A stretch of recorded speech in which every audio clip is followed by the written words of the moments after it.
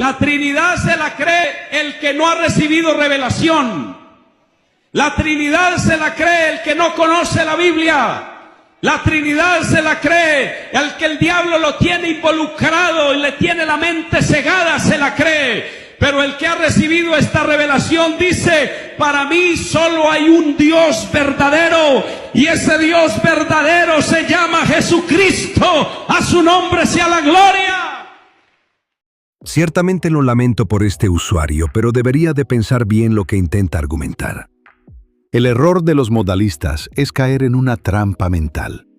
Piensan que si un versículo dice que Jesús es hombre o que Dios es uno, entonces la Trinidad tiene que ser falsa. Olvidan que la doctrina de la Trinidad enseña exactamente eso, que Dios es uno solo en su naturaleza y que el Hijo se hizo verdaderamente hombre para salvarnos. Eso es la encarnación. Miremos el contexto de este pasaje. En 1 de Timoteo 2:5 leemos: porque hay un solo Dios y un solo mediador entre Dios y los hombres, Jesucristo, hombre. El unicitario dice aquí que como el texto habla de un solo Dios y del Jesús hombre, entonces Dios es una sola persona y Jesús es simplemente su disfraz humano. Pero el contexto real es otro. Pablo le está escribiendo a Timoteo sobre la salvación para todas las personas, incluyendo a los gobernantes y a los que tienen un alto nivel social. El enfoque aquí es la tarea de ser un puente, es decir, la mediación. Para que alguien pueda ser el puente entre dos partes distanciadas, tiene que pertenecer a ambos lados. Por eso, para unir a Dios con los hombres, el mediador tiene que ser 100% Dios y 100% hombre. Si Jesús fuera solo un hombre, su sacrificio no tendría el valor infinito para reconciliarnos con Dios. Y si fuera solo Dios, sin un cuerpo humano real, no habría podido morir por nosotros en la cruz. Además, por pura lógica, un mediador no puede ser la misma persona con la que se está intentando arreglar el problema. Si Jesús fuera el Padre mismo marchando en la tierra como humano, ¿entre quién y quién está sirviendo de puente? ¿Está haciendo las paces consigo mismo? Por supuesto que no. El texto exige que el Dios que recibe la petición y el Hijo que hace el puente sean personas distintas. Miremos ahora lo que pasa con Romanos 9:5, donde la Escritura dice: de los cuales son los patriarcas, y de los cuales, según la carne, vino Cristo, el cual es Dios sobre todas las cosas, bendito por los siglos. Amén. El unicitario usa esto para decir que como Cristo es el Dios sobre todas las cosas, entonces obligatoriamente tiene que ser el Padre, el único Dios supremo. Pero el contexto real es muy diferente. Pablo está expresando su profundo dolor por el pueblo de Israel y empieza a contar los grandes privilegios que Dios le dio a los judíos. El punto más alto de esos privilegios es que el Mesías, es decir, Cristo, nació físicamente de esa misma familia y linaje judío. Por eso, este versículo es una joya para defender la Trinidad y tumba por completo el modalismo. Es una de las declaraciones más claras de que Jesús es Dios en todo el Nuevo Testamento. Pero fíjate bien en el detalle. Pablo hace una separación clarísima entre sus dos lados. Dice que, según la carne, es decir, en su parte humana, vino de los judíos, pero que en su parte divina, Él es Dios sobre todas las cosas. El error del unicitario aquí es confundir ser Dios con ser el Padre. Compartir la misma naturaleza divina no te convierte en la misma persona. La Trinidad enseña que el Hijo es Dios supremo junto al Padre y al Espíritu Santo, compartiendo el mismo poder. El texto en ningún momento dice, Cristo es el Padre sobre todas las cosas. Con total claridad dice que es Dios. Miremos ahora un texto que los unicitarios usan como si fuera su arma secreta. 2 de Corintios 5:19, que dice: que Dios estaba en Cristo, reconciliando consigo al mundo, no tomándoles en cuenta a los hombres sus pecados. Ellos leen esto y automáticamente te dicen: ahí está. La Biblia dice que Dios estaba en Cristo, lo que significa que el Padre estaba metido adentro del cuerpo de Jesús y que por eso son el mismo. Pero si revisamos el contexto real, Pablo no está hablando de cuántas personas hay en Dios.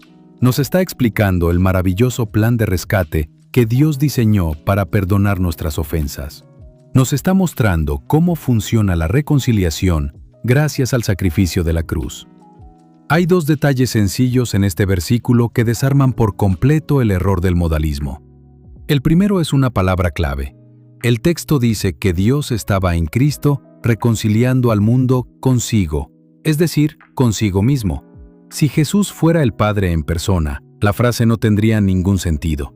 Lo que el versículo realmente nos enseña es que Dios el Padre es el autor del perdón y que decidió actuar por medio de la persona de su Hijo Jesús para traer a la humanidad de vuelta hacia Él. El segundo detalle es de lenguaje básico. El verso dice que Dios estaba en Cristo, pero nunca dice que Dios era Cristo.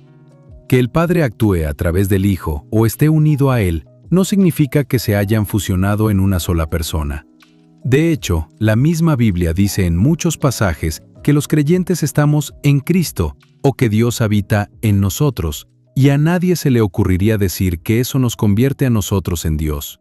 Es una unión perfecta de amor, de naturaleza y de propósito, no una confusión de personas.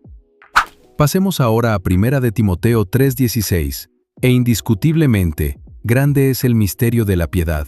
Dios fue manifestado en carne, justificado en el Espíritu, visto de los ángeles, predicado a los gentiles, creído en el mundo, recibido arriba en gloria.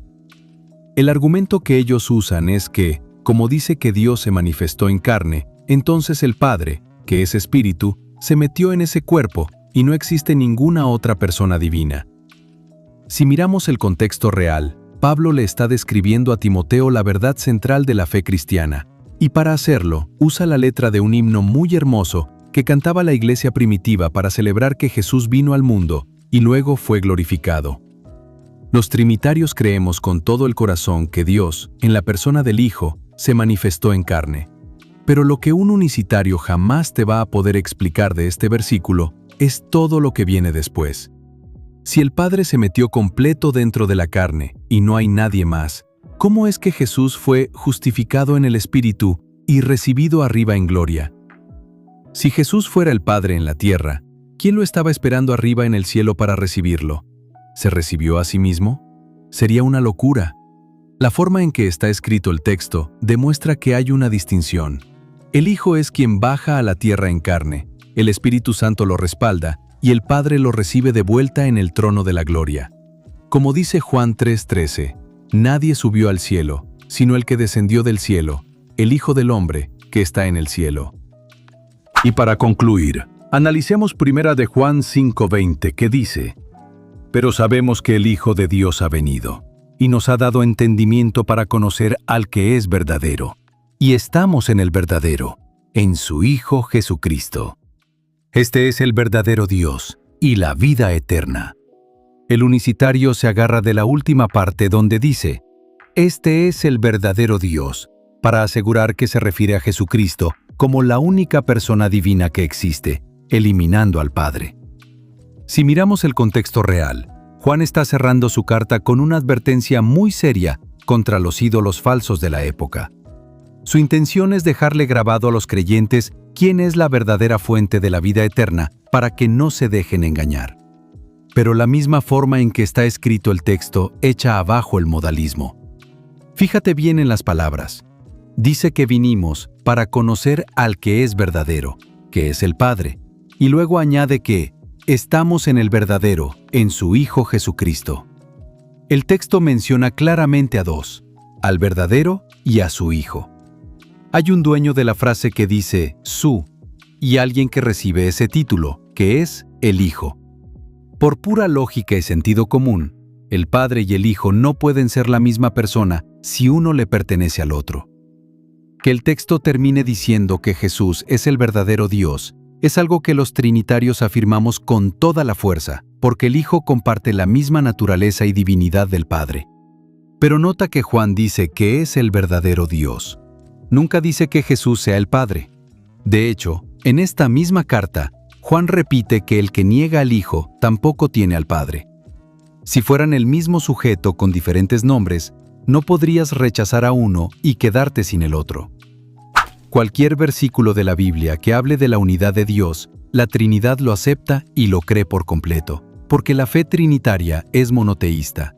Creemos en un solo Dios.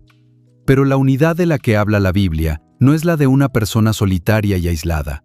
Es la unidad de una sola naturaleza divina que comparten desde siempre el Padre, el Hijo y el Espíritu Santo.